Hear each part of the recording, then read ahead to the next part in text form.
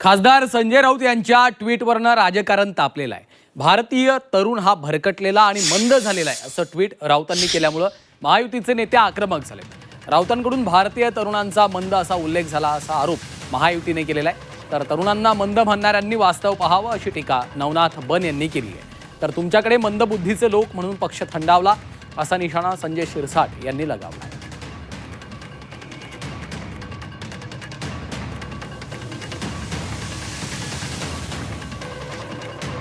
खासदार संजय राऊत यांचं हे ट्विट आहे सर्व भारतीयांसाठी। जर तुम्हाला एखादं राष्ट्र नष्ट करायचं असेल तर त्या देशातल्या युवकांची विचार करण्याची क्षमता नष्ट करा।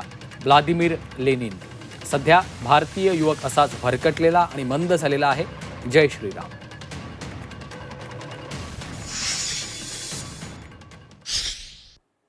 जनाब संजय राऊत, इथला युवक हा मंद किंवा भरकटलेला नाही तर राष्ट्र निर्माणासाठी पुढे येऊन काम करणार आहे।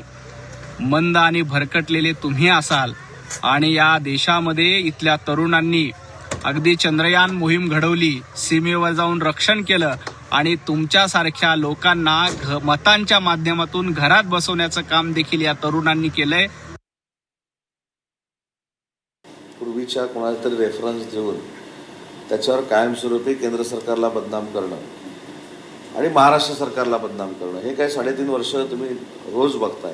तर याच्यामध्ये नवीन काही नाही। देशातल्या युवा वर्गाला केंद्र शासनावर विश्वास आहे।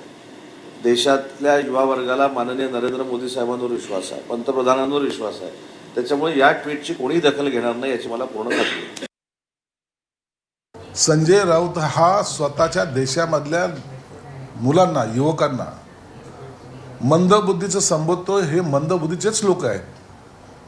स्वतः संजय राऊतची बुद्धी भरकटलेली आहे आणि ह्या युवकांना काय दिशा द्यायची हे देण्यापेक्षा तो कसा मंदबुद्धीचा आहे हे सिद्ध करण्याचा संजय राऊतचा खटाटोप आहे।